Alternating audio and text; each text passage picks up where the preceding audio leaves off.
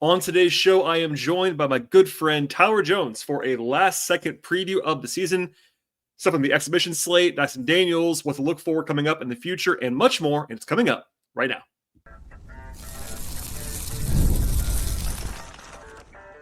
You are Locked On Hawks, your daily Atlanta Hawks podcast, part of the Locked On Podcast Network. Your team every day. Hello, friends. Welcome to episode 2082 of the Locked On Hawks podcast. I am your host, Brad Rowland, coming to you on a Tuesday, and it's actually kind of a bonus episode. Please join us on the podcast, by the way. Make it your first listen each and every day at Locked On Hawks. And I'm joined today by my good friend, Tyler Jones. Tyler, it's a one-part episode. That means the season's coming. We had to get this in. People were chanting. I mean, I'm not kidding when I say people were like, "Where's Tyler been?" And I'm like, I went away. I was out of the country for 2 weeks. It's my fault, not Tyler's. But we had to make sure you're on the podcast. What's going on? Brad, why can't the Falcons? I knew it. Why can't the Falcons often simply throw the ball downfield? Do we have an answer? Have they solved the riddle of simply lining Penix up under center, doing play action, and then having him throw the ball downfield to like somebody running a post seam or something? No, they have not solved the riddle. Why can't they just line up under center and do their gimmick offense that they're with this pistol? They can do the same thing. There's no difference. Yes. Why am I backing the Falcons fans? See, it's your fault. It's not my fault. No. I didn't. That's not what I said. There's no way I said that. I was out. I know you were out, and I never encourage you to come back. I don't wish that. I don't wish this life upon anybody. It's a tough life that we lead as Falcons fans. But hey, your guy Mike Penix. I mean, I know you're in on Mike. He's flashes. There's been some stuff there. Anyway, this will be for another discussion another time. We're recording this before the season. It's more than 24 hours, but less than 48 hours before the season starts for the Hawks. We haven't talked in a while. I mean, you and I text back and forth, but we haven't talked in this setting in a while. Preseason all happened.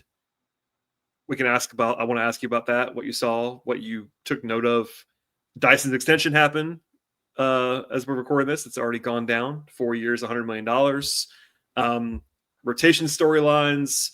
We are recording this before the injury report comes out, so if there's a surprise there, we don't know about it yet. Just saying that out loud for everybody.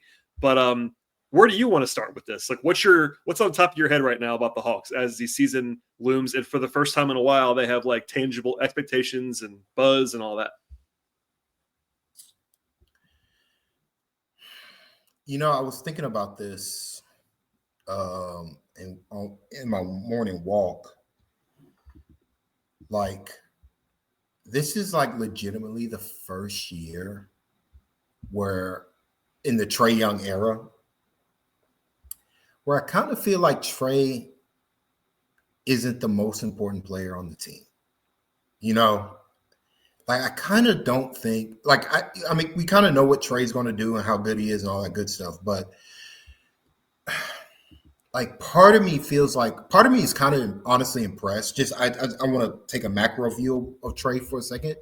I'm kind of impressed just how much power and leverage Trae has willingly gave away in order for this team to be as good as it potentially is right now. Because he didn't have to suffer through 2+ years of complete mediocrity. Like absolute, like no shot in the playoffs, no shot at any higher, levels of winning, like no championship, real aspirations. Team openly being like, yeah, we're out here. We're going to play the young guys and we're going to see where we go, And like they could have done what the Kings have done or the Bulls and be like, we're going to get all these, we're going to get we're going to fix the DeJounte issue. We're going to throw more bad money after DeJounte instead of what they did, which was we're gonna take our lumps here. We made a mistake with DeJounte. We're gonna take 2+ years to rework this roster so that it can work in a modern NBA style where basically every player has to be good. If you want to win at the highest levels, it's shown. Super team, even like plus teams, whatever you want to call them, that era is over. If you play one bad basketball player or one guy who can't execute either on offense or defense, it honestly doesn't matter. Your ceiling is capped. Like, you got to play guys who are good at kind of everything. And so, like, you know, Trey's taken in the Quinn era, he's done less and less in the offense. Like, it's not just Trey centric. Like, I had a weird argument on Reddit the other day where some guy was like, you know, the Hawks run a heliocentric offense. I'm like, bro, the Hawks haven't done that in like 2 years now.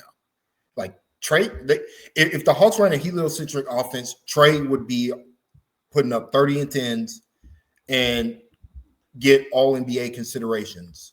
Like, the team might honestly win more. Well, just to back you up, by the way, like, this is 4 years in a row now since his peak of usage in 21-22 at 34.4%.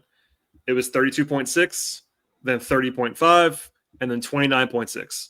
So his usage has gone down 4 years in a row.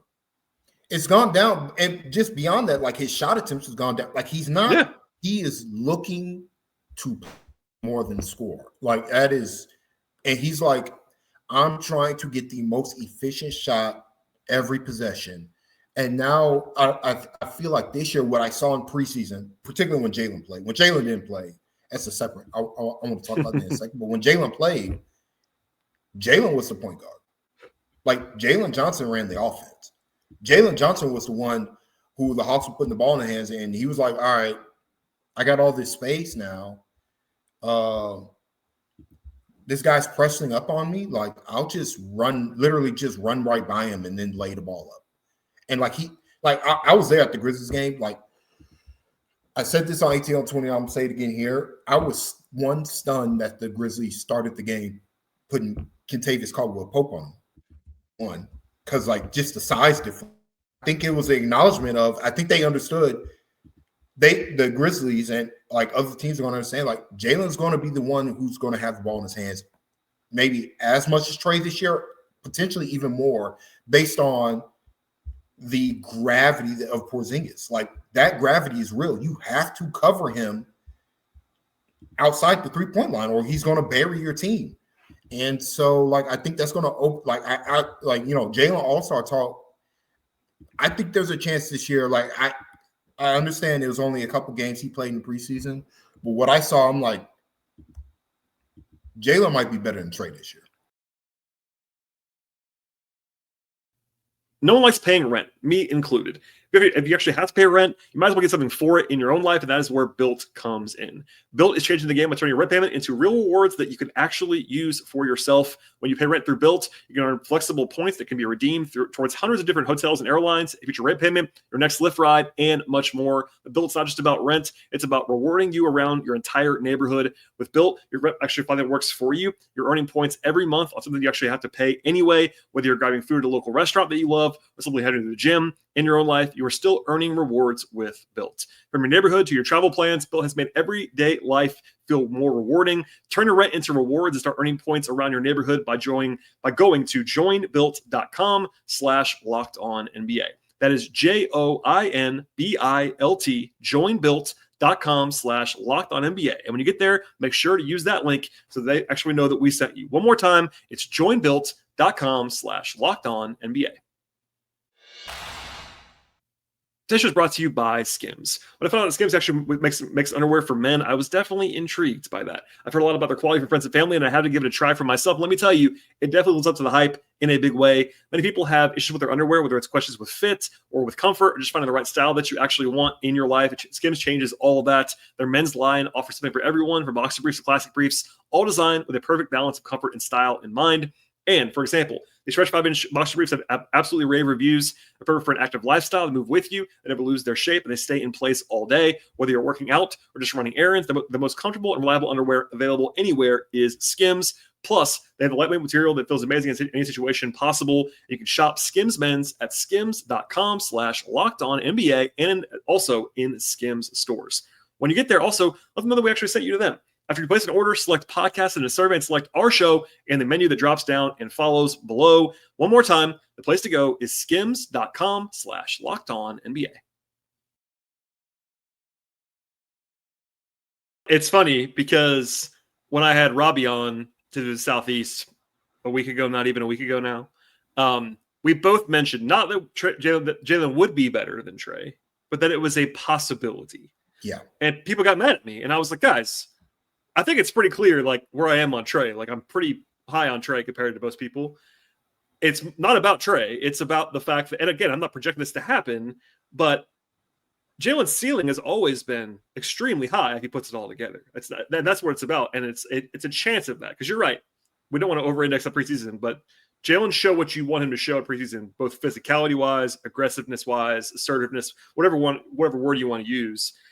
And also, I mean, a little bit about Trey's also getting older. That's just the reality. Like, it's not a negative on Trey. I think Trey's still a max-level player right now.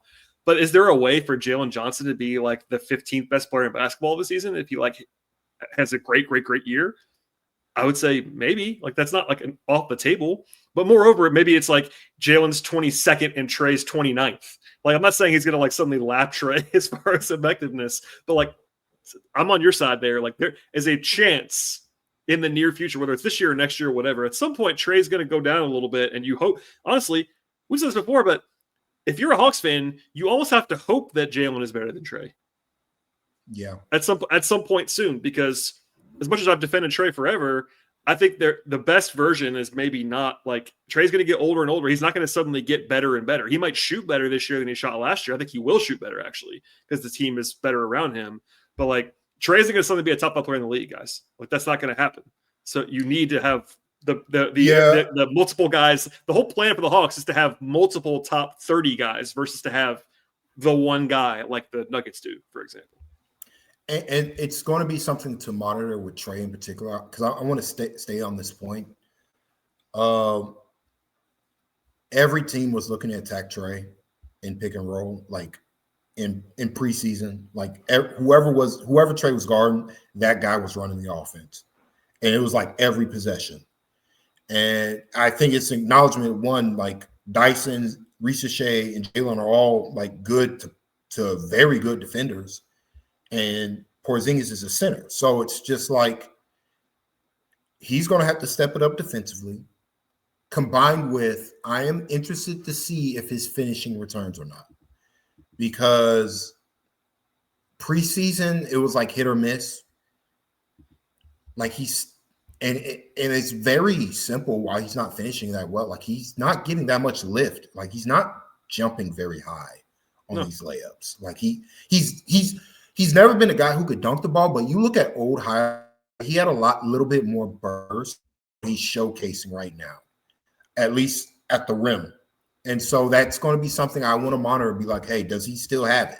Like, because he is getting older. You know, he's had a bunch of ankle stuff that he's played through, to his credit. But there is a downside of playing through injuries, is that you sometimes lose stuff that if you try to rehab it, you can be able to maintain it longer. It's possible he's lost his vertical explosion in ways that maybe he doesn't even realize right now. So that's something, because he doesn't have the excuse that he's had for the last couple of years with, well, Capella's in, there's no spacing, blah, blah, blah. Like, if he's still like a negative finisher, I don't know how honestly. Like, the thing is, my takeaway, if he's still a negative finisher at the rim, I don't know how Ansi can justify giving Trey a max contract going forward. Like, that is just the reality. And the thing is, this is down the rabbit hole, but I also don't think that he will have to. If Trey doesn't finish at the level that you would hope he fit, and look, he's not going to be an elite finisher ever. He's 6'1", like, it is what it is. But if he's not bouncing back with the spacing that he has, I think the league will see that. And it doesn't mean Trey can't still be awesome. Like, he's still the best passer in the league, all these things. But I don't think right now that Trey is going to get a max extension, a max contract from anybody next summer. This doesn't mean that he won't get a lot of money. He's going to get a lot of money from the Hawks or from somebody else. I don't think he's going to get his max, which is the 30% max. Like, I don't think that's going to happen.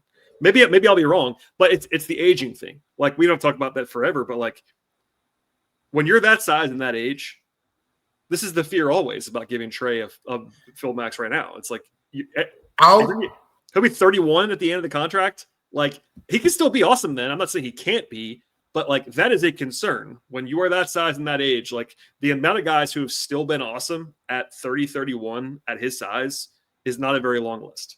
Like, to be fair, hold on. To be fair, like just to give a little counter, the amount of NBA players that have been good at that age also. Oh, of course. Like, no, it's the aging curve is real. Like, granted, like it's just that because of the real issue is that because he's so small, it's his defense.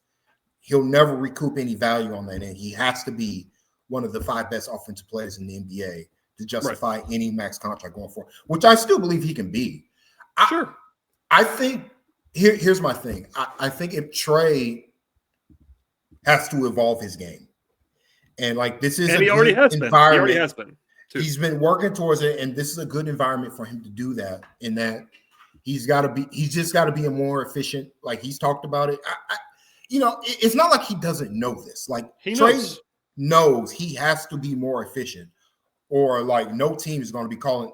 He's not going to have any leverage over the Hawks to be like, other than like, hey, let's run it back because I've been a great soldier for the team, which he has been. Like I think there is pressure. There is pressure to like, this, but just for people listening, if they win the way that I am projecting them to win, like 48, 49, 50, whatever number you want to put on it. If they win at that level and Trey opts out, like there's obviously he knows this too. He knows there is some leverage because hey, if he leaves, you are not the same level team anymore. Like there's still a way to build without him. I'm not saying there isn't, and I think Aussie would understand that too. But if you have a good vibes year and you win a bunch this year, Trey understands that like he does have leverage at that point in time because he's irreplaceable.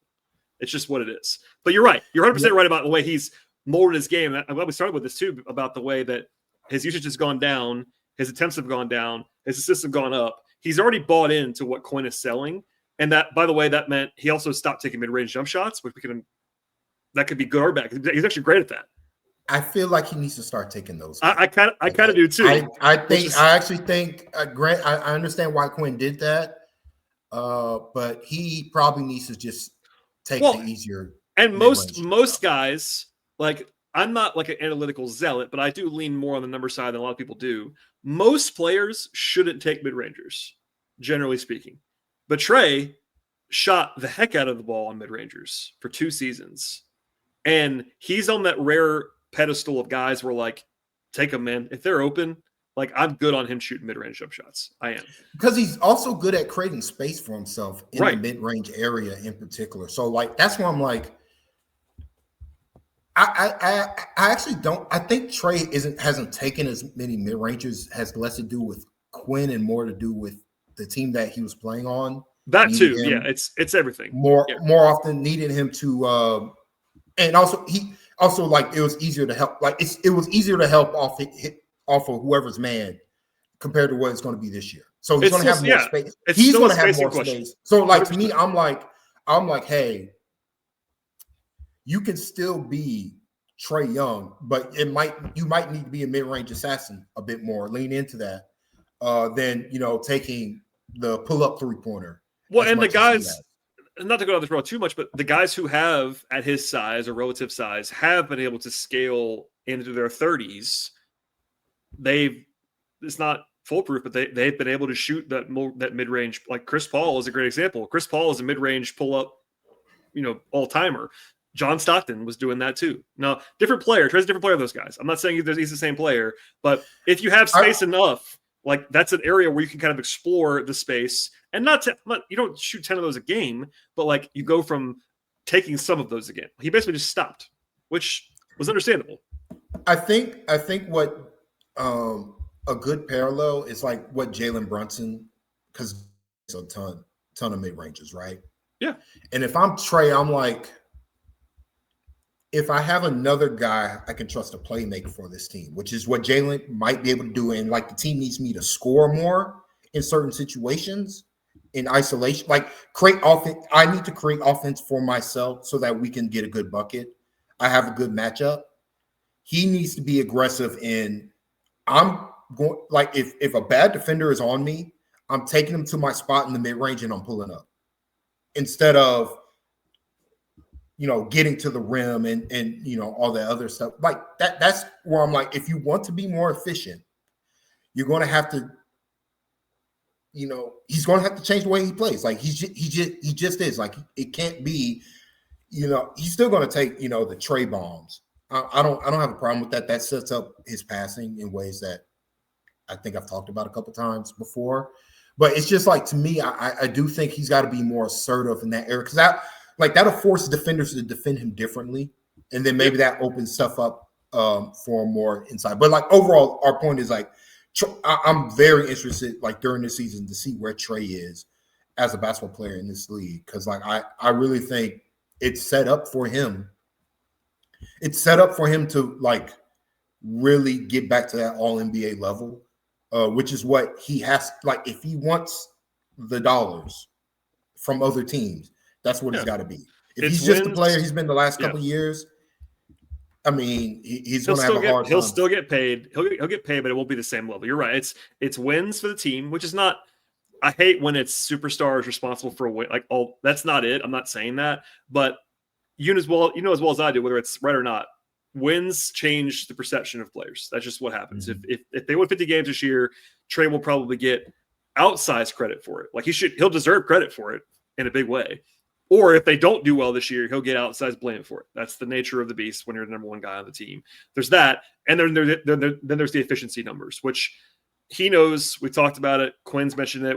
I think I asked Quinn about it. Me did, and I don't think about it. Whatever it was, he can't. And look, I think it's always been overstated. Like, Trey's inefficient. He's been fine. He's been decent. It's not that he's poor efficiency. He's like good. It's just it's not. Yeah, it's not as good as you. So it's not elite. That's the thing. It may not sound like much, but when he was at his All NBA individual peak, which is probably like 2021-22 season, he was really awesome that year. It was like 61% true shooting, which on his volume was crazy. And he shot the heck out of the ball from mid-range. That was the 3-point shooting season as well, 38% from three that year. Like, that may not be a realistic goal, but I think that between where he was last year efficiency-wise and that is where he needs to live. Like that 58, 59% true shooting on his volume, which is still high, plus the 12 assists a game, basically. That's an elite player. I mean, it's very obviously an elite. Yeah. Even last year, he was a max level guy last year while not shooting very well. But he can be better than that. I think he should be better than that this year with the spacing, because look, the spacing will help everyone. I think Trey is the poster child for that, but it's going to help Jalen. It's going to help Dyson. I think it's going to help Jalen a lot more than Trey, though. Like, I just think the nature of Jalen's size and athleticism. Well, and by the way, Trey also is a floor spacer around Jalen, and Trey gets respected as a shooter. And I think where Trey can like catch up a little bit more, as well as get more catch and shoot opportunities from three. Now, if he's going to be up faking, like I saw him preseason a couple times on open three-pointers, he's got to shoot. He's got to shoot the ball. Who do you think is going to lead the team in up fakes? Trae Young or Luke Kennard? Because both of them. Luke Kennard. Both of them are. That has always been the Luke Kennard. The knock on Luke Kennard's shooting ability is not that he, can't shoot. He's an elite shooter, but it's always been not taking enough. It's always been Luke Kennard's thing. He doesn't bomb the way the other guys do. If you're still overpaying for wireless, it's time to say yes to saying no. At Mint Mobile, their favorite word is no. No contracts, no monthly bills, no overages, no hidden fees, and no BS. So you can say yes to making the switch and getting premium wireless for just $15 a month.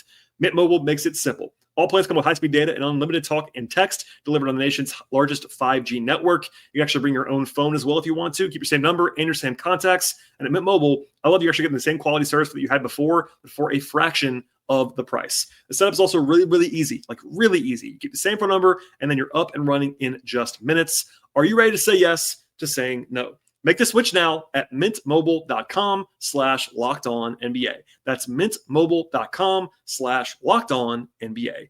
Upfront payment of $45 required, equivalent to $15 per month. Limited time new customer offer for first 3 months only. Speeds may slow, about 35 gigabytes on unlimited plan. Taxes and fees extra. See Mint Mobile for details. It's so funny. I don't know if this is the first or second. I can't remember, but I'm pretty sure it's the first preseason game where Luke Kennard has an open 3-pointer. He up fakes. He gets the guy in the air.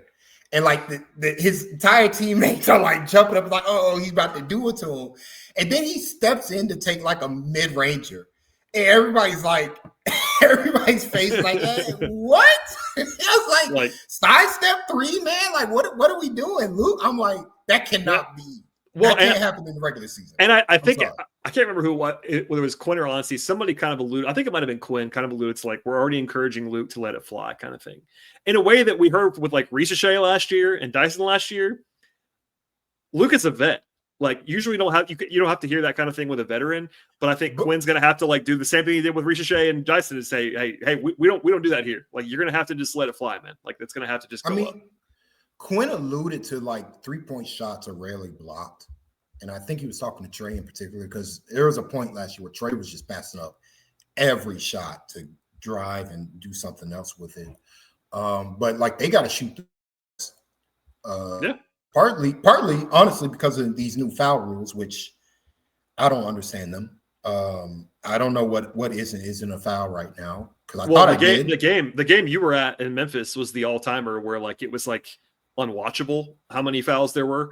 I mean, Josh Okogie is a legend because if he's able to draw 3 shots fouls like this in the NBA in the regular season, like he's one of the best players in basketball, like full stop.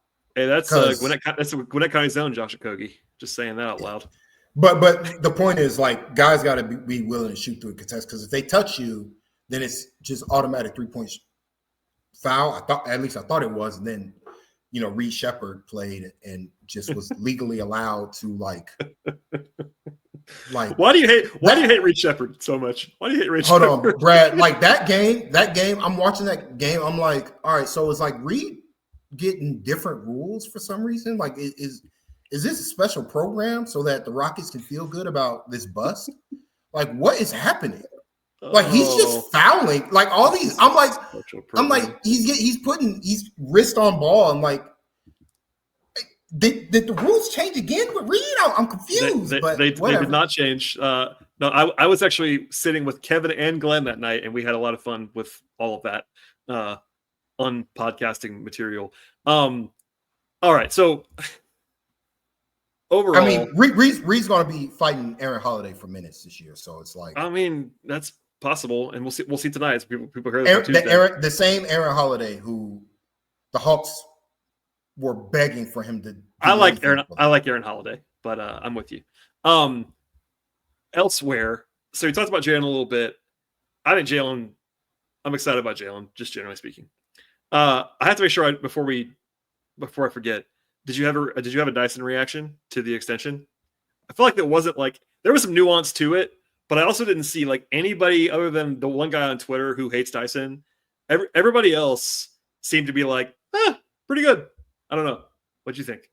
I want it under 25 mil, but so did Auntie. I do think Auntie was like, all right, we can't get under 25. We'll just go 20 for the day. We're not going to fight them too hard on this. They got flat, which is very helpful, I think, for the future. Yeah, to me, I was like 30 mil. Like I know Dyson's team, that's the number. I was like, that was never happening. Just because flat and like people were bringing up other guys' players, and my larger point was like, what other guys get. Auntie very clearly does not care what other teams are doing. That is, I can report that to be the case as well. Auntie cares about the context of his team and his team alone relative to the salary cap. And he looked at it and he's like, Dyson, I cannot pay you 30 mil when I'm paying Jalen Johnson 30 mil. And Jalen is just better than you are. Like there's nothing, it's not that complicated. I'm not doing it. That's his justification. That's what he's telling at least Dyson. The reality is, Dyson, you're not getting 30 mil in free agency, bro. It would have taken a real leap from him this year to get 30 in the market. It's not happening. Well, and you know this as well as I do, but like the teams that so on one hand, Dyson would be appealing to a lot of like rebuilding teams because he's so young. He's so young, right? Yep. But the other side of that is if you're Brooklyn or you're Washington or you're Utah, your one big bullet in free agency is not going to be a defense first guard. It's just not going to be. Like that's whether it should be or not. Like it'd be something like Jalen. So I was arguing with somebody because this is very silly. I saw somebody say that the Hawks could have squeezed Jalen more in free agency if they hadn't extended him. I don't think so.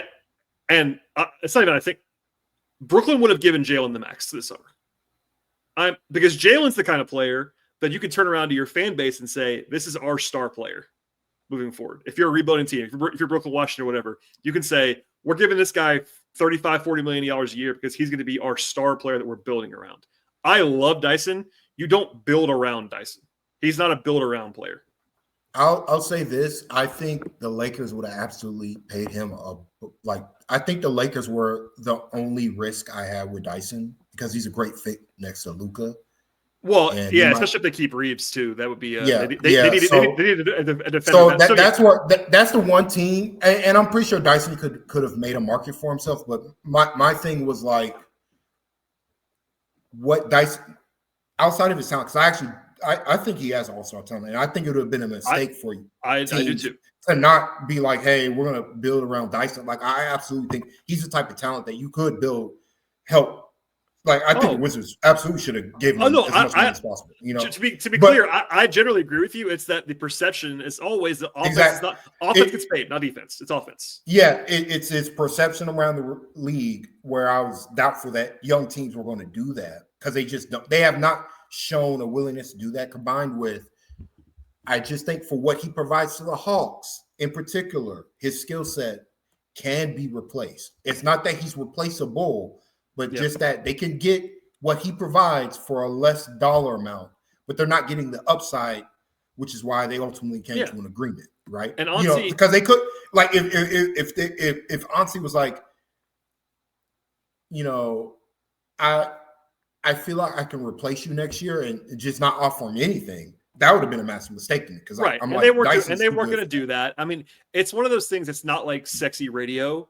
But it really was that like everybody acted responsibly in the negotiation. Truly. I mean, I said that a little bit last night, but I really think even more so now talking to more people today and sources, people around the league. It's like everyone acted like very reasonably and maturely. Like I think Dyson, he talked to media today, was all smiles, like obviously was thrilled. Dyson just banked $100 million guaranteed, man. That's real life money. That's a responsible choice to make. He got the best deal he could. I said this last night, but him getting one less year is actually preferable on the player side, which may not seem correct, but with where the cap's going to be at that point in time, what age he'll be at that point in time, he'll probably make more at that point. But regardless, the risk factor is gone. They were reasonable. They didn't like, okay, we want 30. We're not taking a penny less. That would have been silly from Dyson's side. Like, yeah, you obviously want to use that $30 million Jalen Suggs number to say, hey, we're as good as that guy. I said this a million times. That's a good agenting to try to anchor to that number. But it's also good agenting to not be so stubborn about that number that you don't take a deal that you should take. So there's that. Yeah. And then on the team side, honestly, didn't do exactly what you just said. He could have gone Daryl Morey, like no feelings, hard ball, and try to like go screw it to him. Like he could have done that, but there's no reason to do that. Like if it had been 30 or nothing, like you walk away. I think honestly was prepared to be like, all right, Dyson, we'll talk to you in July. Because there's no upside. Like we like, all right, if a team gives you 30, we'll probably just match it next offseason. Well, and that's the thing, that wielding the restricted free agency is smart. Like you just have to be like this deadly weapon, but you'd be silly as a team to not understand the power that actually has, that you can match any offer. And offer sheets have gone the way of the dodo in a lot of ways. Like how many offer sheets have there been in the last couple of years? Like, especially big ones. They don't really happen that much anymore, man.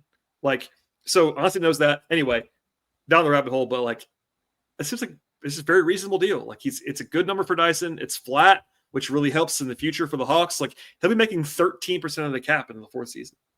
I'll be like, in just I know unfortunately more contract talk, but like this sets up, being able to sign Porzingis and Trey as well. They can now sign Trey and Porzingis. Again, if things go well this year, if they want to sign Trey and Porzingis and not be like in the second apron, they can do that.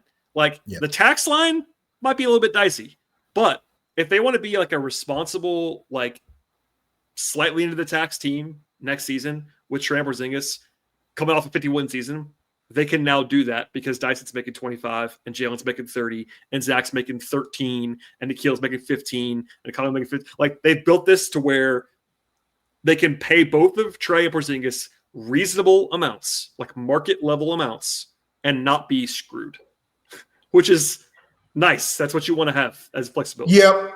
And I just want to say this, like, it sucks that like contracts are this important. But they are. I know. Right. Like to like win, literally to winning it all. Like, yeah, to literally like winning a championship. They are, but they literally is important because you don't want to be what the Phoenix Suns were last year, where they have all this like top end talent, but no way to improve their roster. And so they're just sunk. Like, they're literally, there's nothing they can do for the entire season. And they have to like sell off an elite talent like Kevin Durant for Jalen Green. So like, that's the NBA or what the Celtics did. The Celtics had to break up their team that won the title just 2 years ago. Literally 2 years ago, they had to destroy their team. Granted, there were injuries involved, but it's like. But even if they hadn't, I mean, we were already hearing that before Tatum's injury. They would have had to trade Porzingis or Drew no matter what. Yeah, it's just the nature of it's the nature of the new CBA. So like, unfortunately, if you're an NBA fan, you're gonna have to get used to talk like this. Where it's like, I mean, he's 20% under the cap. It's a great deal, right? I of course I'm a sicko. You know this. Like, I'm a nerd about this stuff. So listeners will know that I'm going to do that anyway. But you're right. I mean, it's more important than ever with the aprons. And look, people listen to this podcast this far in. You're a Hawks fan. The Hawks are not going to. Maybe Tony Ressler one day will wake up that morning and decide I'm going to spend like Steve Ballmer. But until that point, you have to assume he's not going to do that.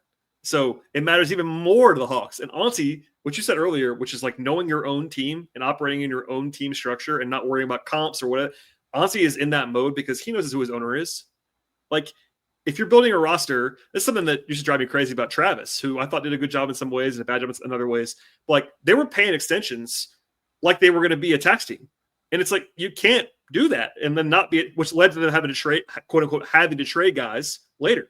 Like, if you know what your financial restraints are, operate within them all the time. Don't wait till the last minute and then be like, oh, looks like we have to trade Kevin Huerter for nothing.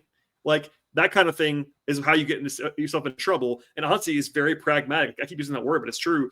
Like, he knows the deal, man. He knows what the CBA says. He knows who his owner is, what his roster is. Like, it's very realistic, and that might seem cold, but that's kind of just what you have to be, man. Like, you can't live in this world unless you're the Clippers and you have an owner that will do anything to win, as we've seen reported in the media. I mean, or, Travis could have always just simply not paid DeAndre Hunter. Well, I agree with you.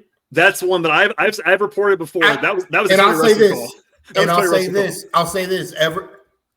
The rookie contract extensions past that, finally, Okongwu didn't get the sweetheart deal. Oh no, Jalen didn't get the sweetheart deal, and Dyson got, like, all three of those guys who are better basketball players than DeAndre Hunter has ever been in his career. Got nothing compared to what DeAndre got. I ran out of time last night. Other than Jalen, but Jalen. I ran out of time on the extension pod last night, but I had it in my notes to say the Hawks we're now like 3 or 4 years in a row now of the Hawks doing very well at this exact thing. You mentioned Okongwu. That was a deal people were like, really? I'm like, that looks like a great deal. That looks like a great deal. I loved it even then, but that looks like a great deal. A starting caliber center for $15 million a year, who's still young and good, really good deal. They didn't pay Saddiq Bey. Saddiq Bey wanted a big extension. The Hawks were like, we'll pay you, Saddiq, but it's going to be like more modest. They didn't agree to a deal. They didn't cave on that. That looked great, obviously. Didn't happen. The Jalen deal was a freaking heist that everyone loved, even in the moment, and even more so now. And then Dyson. Like, that's the last 3 cycles of this. And it's been, like, perfectly executed. Like, the Hunter thing, I have reported, I'll just say it one more time. I've heard multiple times, multiple sources, that was a Tony Ressler coming down the mountain to say, you will pay DeAndre Hunter, who we drafted number 4 in the draft. Whether that's true or not, I wasn't in the room. That's just what I've heard repeatedly. But regardless, all those guys are gone. It's all gone anyway. Travis is gone. Landry's gone. And hey, kudos. One thing about Landry was responsible for the Jalen deal and the Okongwu deal. Like, that was not just Hansi. Landry was an incredible cult leader because, like, he Agreed. convinced a lot of guys, DeJounte Murray too, to take less than what they could have gotten. And man, so that cannot be ignored ever. The fact that DeJounte signed that contract got them out of the whole mess. That was it. If Landry was actually good at his job and not just a cult leader / tech CEO type, he'd go down as one of the all-time greats because his ability to convince guys to take less money. It worked multiple times. One.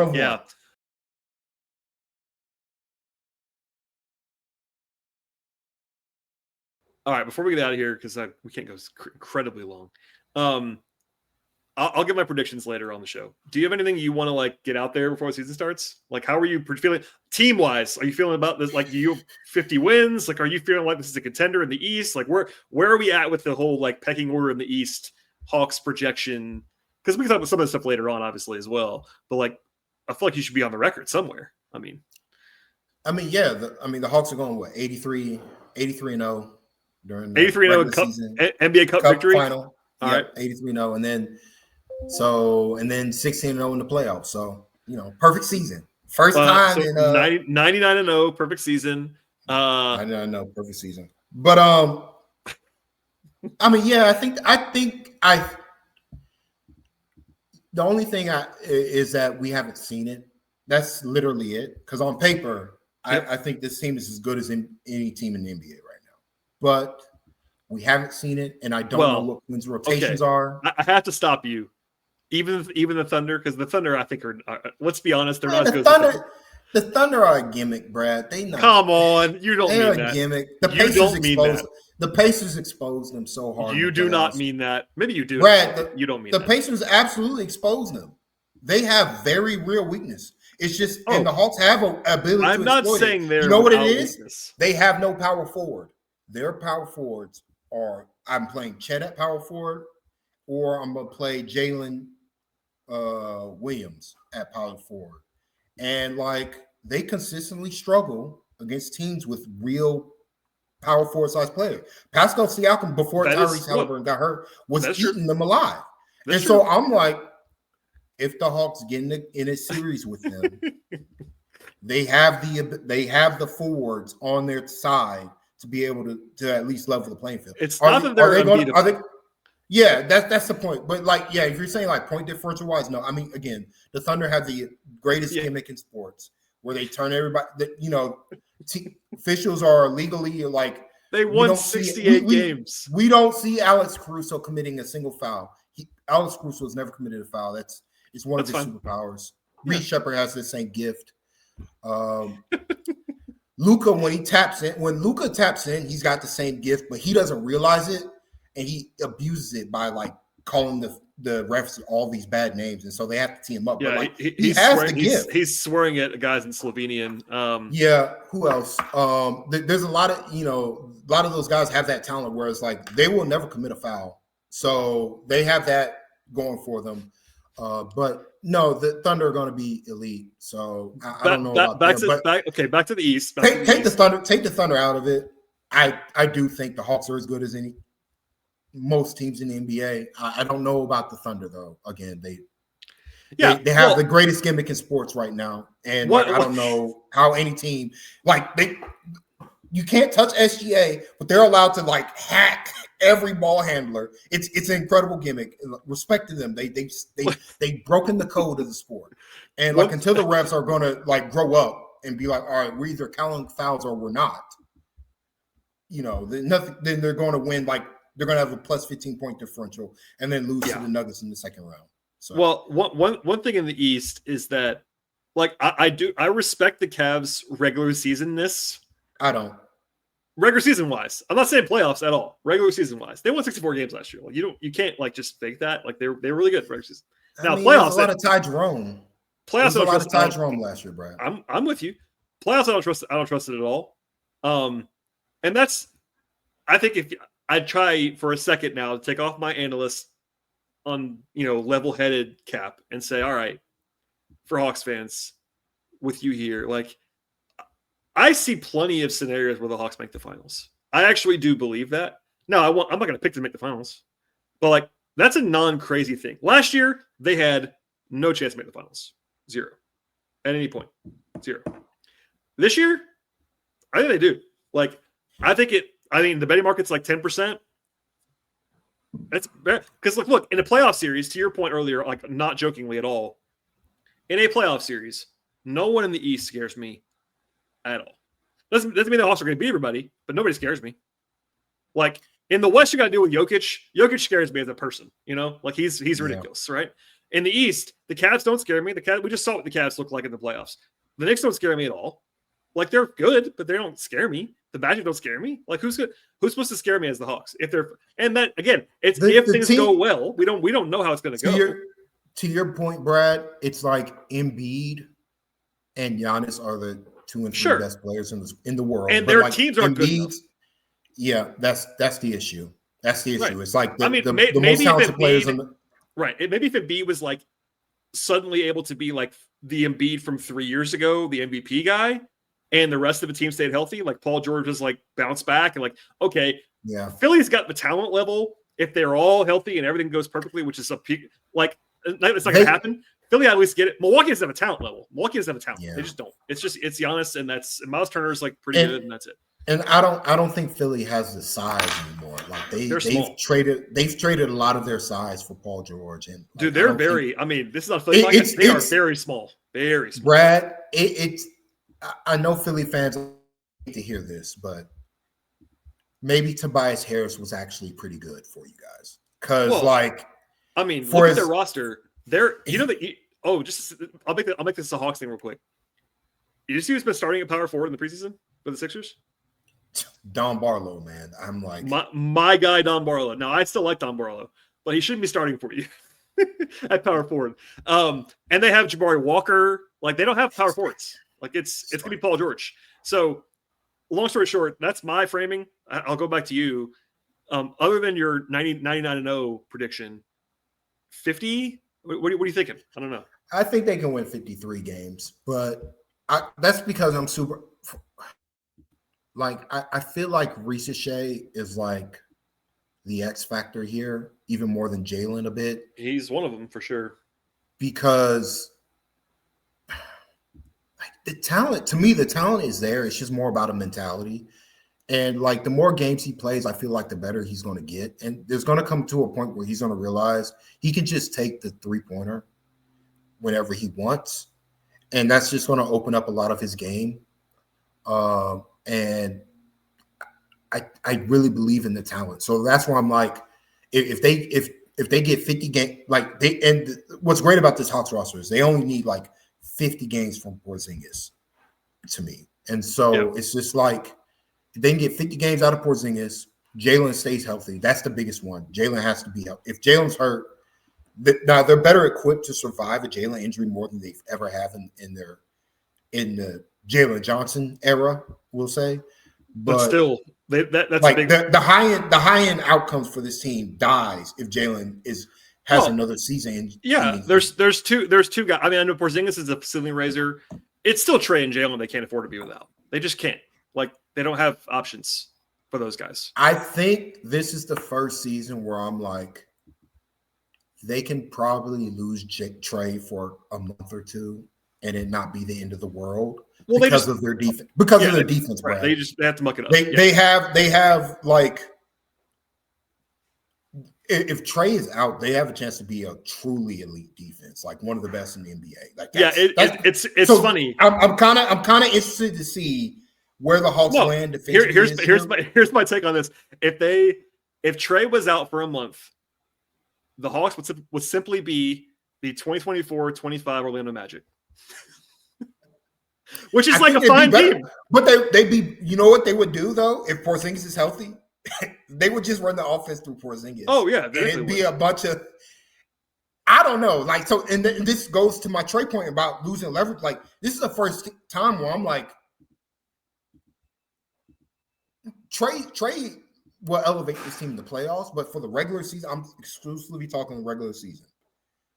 They can afford to not have Trey in the lineup for extended periods of time and it not be crisis. Yeah, it wouldn't necessarily be all-time disaster. It'd be more like it was last year where they were still bad with Trey off the court, but it was no longer like -12. It was like -4. Like, and I think it was livable. The thing is, I think it'd be positive now just because one, Luke Kennard helps in this area, and Nickeil Alexander-Walker also helped. Like those two guys really helps you be able to survive a cataclysm to Trey Young. So that's really where it's less about Trey the player and more about how the roster is built. Well, I'm with you, by the way. If you took Trey off the roster, and I do think Trey's defensive foibles are overrated because he's still a point guard. Like but it matters. It's less his defense and more the defense you're able to add. Correct. Because instead of Trey, it's Nickeil Alexander. You're throwing out a lineup of Nickeil, Dyson. If it's Nickeil, right? If it's Nickeil, Dyson, Ricochet Johnson, and the two centers as your top 6, that's a top 3 defense in the league. Yep. And that's the point. And that's where it's like, that's where I want to hark back to what I talked about earlier in the podcast about Trey. His defense is going to be very important because when he's on the floor, teams are going to attack him more. They already have. Yeah. And it's crazy because last year I had the synergy numbers now. By the way, the show now has synergy. So I'll be sharing synergy numbers all year long. Trey saw the most pick and rolls of any player in the NBA last season. Number one. Yeah. He's going to have to step it up. There's no sugarcoating it. He's going he can't take possessions off. He's going to have to step it up on the defensive side of the floor because he's guarding the weakest play. Like he's always going to be guarding the worst offensive player on the other team. If he makes it a non-viable option for them, this Hawks team goes from 46 to 48 win team to like 53 plus win basketball team. That's why, and I believe in Trey. I think he can do it. That's why I'm like, I think they can win 53 games this year. But it's gonna be entirely dependent on Trey's defense because everything else is in place. Yeah, no, there are pathways, and I think I can't remember if it was Dean Oliver, one of the major stat guys. One of their nuggets and what they wrote up before the season was basically they had the Hawks as a top 10 defense coming into the year, and as well as I do, Tyler, the narrative was always you cannot possibly build a top 10 defense with Trae Young on the roster. I think the Hawks did it. Now, we haven't seen it yet. Yeah. But I think that is an outcome of this team. I think the way this team's upside comes together is top 10 on both ends of the floor. And, it used to be the Hawks had to be like number 1 in offense and like 15th in defense, and that was the way they would maybe do it. Now they can be good on both ends, like capital G good on both ends of the floor if things go well this year. And if you do that, there are only a couple teams every year that are top 10 on both ends of the floor. There might be 3 or 4 in the whole league. And by the way, they're all 50-win teams because that's what that means. If you're top 10 on both sides of the floor, it's basically 48's like your floor if you're a top 10 team on both sides of the floor. So it's like we'll see. I feel so bad. This is the dream that Landry Field sold everybody. Top defense, and he's not going to be able to see it. Like that's just he'll see it. He'll be able to see it. He's still getting paid. Too. I mean, yeah. But no, he should get some credit along the way. Tyler, I look forward to talking to you about more sicko. This is more of a big picture conversation because it's a season preview. It is what it is. Next time we talk, we'll have like rotation stuff to talk about. We'll have is Keaton Wallace playing too much to talk about? Is Mo Gay playing at all? Is Mo Gay playing at all? We don't know. Again, have we heard anything about the what was that about? We are recording this before the injury report comes out, so we don't know as we're talking. But yeah, I was the one that asked Quinn before the home finale who was going to be available and who wasn't, and Quinn told me Dyson and Jalen. We're all like, okay, whatever, no big deal. Bumps and bruises. Those guys came out and shot. They looked fine. No concerns. He volunteered that information. He didn't say Dyson Jalen and a couple other guys. He said Dyson Jalen. And then they're warming up, and I'm like, where's Mo Gay? And then I see Mo Gay come out of the tunnel in street clothes. And like Brad, Mo Gay's in street clothes. Interesting. Is Quinn running for office? Like, what can we call that other than a deceptive lie?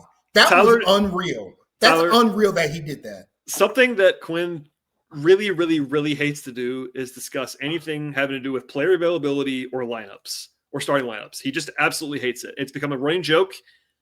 The only reason why we even asked is that in the preseason, there's no inactives. So like you just have no way of knowing who's available unless the coach tells you. There's just no way of knowing.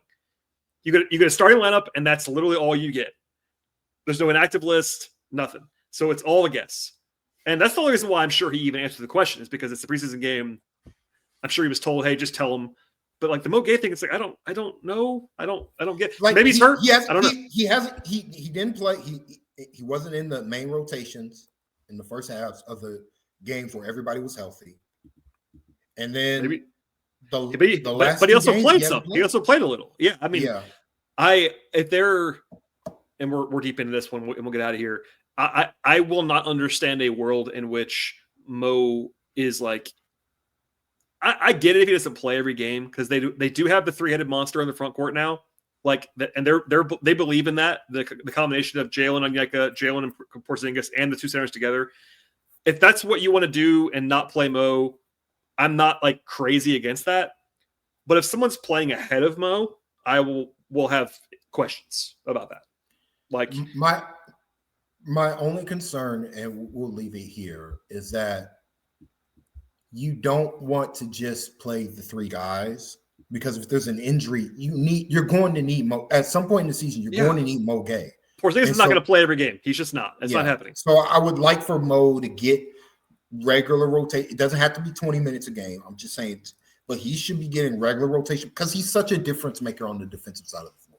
Like, he's too good defensively to not be playing. So we'll see what the Hawks are doing with that. But I don't know, because like, we'll see. Maybe we'll know as soon as tonight. And again, people listen to this, I will have another show between now and the opener with my predictions and injury report when it comes out, a preview of the Raptors game. That's all coming, so stay tuned for that. But Tyler, thank you for doing this. I appreciate you jamming me in at the last minute. It was my fault we didn't talk for a while. I was gone and all the network things, but we will have you back soon. ATL in 29 should be listened to by everybody. That's a show that you are on regularly. Anything else to plug? New pod out this morning that I wasn't on because of family things that are celebratory, but I couldn't make it. Anything to plug? No, you can follow me on Jonesy2x4.bluesky. Yep. A must follow for Hawks fans. Let's see. During games, you get very mad, though. Just warning for everybody on that. Very mad. Yeah, I try not to. But recommendations, the only recommendation I have is probably go see the Chainsaw Man movie. It's coming out in the next couple of days. It's probably going to be it's got rave reviews. Granted, you would probably want to see the series before watching the next arc of the show. So that's coming out. I don't really have new this fall anime season. There's some stuff that I recommend, but follow me on Blue Sky and I'll give you some. You'll share it. But I can't think of them right now. I understand.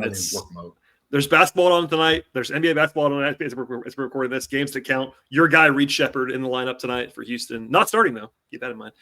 He's going to be behind Aaron Holiday. Watch. Not starting. The Lakers. By the way, everyone's treated to the LeBron-less Lakers in prime time tonight. That'll be fun for everybody involved. Anyway, thank you, Tyler, for being here. I appreciate it. People should be following you, ATL 129, and I will get you back soon on the podcast. For everybody else, please subscribe. Stay tuned, and we'll see everybody next time.